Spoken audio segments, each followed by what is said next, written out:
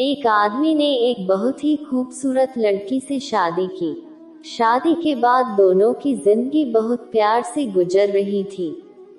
वह उसे बहुत चाहता था और उसकी खूबसूरती की हमेशा तारीफ किया करता था।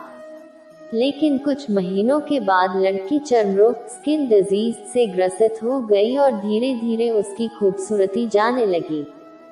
खुद को इस तरह देख उसके मन में डर समाने लगा कि यदि वह बदसूरत हो गई तो उसका पति उससे नफरत करने लगेगा और वह उसकी नफरत बर्दाश्त नहीं कर पाएगी। इस बीच एक दिन पति को किसी काम से शहर से बाहर जाना पड़ा।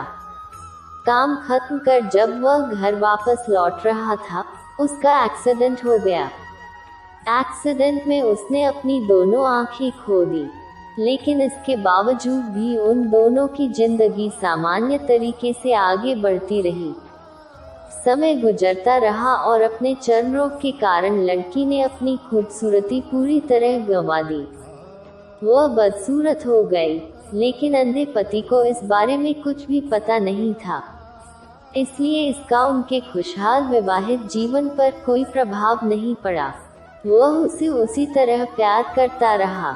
एक दिन उस लड़की की मौत हो गई। पति अब अकेला हो गया था। वह बहुत दुखी था। वह उस शहर को छोड़कर जाना चाहता था। उसने अंतिम संस्कार की सारी क्रियाविधि पूर्ण की और शहर छोड़कर जाने लगा। तभी एक आदमी ने पीछे से उसे पुकारा और पास आकर कहा, अब तुम बिना सहारे के अकेले कैसे चल पाओगे? इतने साल तो तुम्हारी पत्नी तुम्हारी मदद किया करती थी। पति ने जवाब दिया, दोस्त, मैं अंधा नहीं हूँ, मैं बस अंधा होने का नाटक कर रहा था, क्योंकि यदि मेरी पत्नी को पता चल जाता कि मैं उसकी बदसूरती देख सकता हूँ तो यह उसे उसके रोग से ज्यादा दर्द देता। इसलिए मैंने इतने साल अंधे होने का दिखावा किया।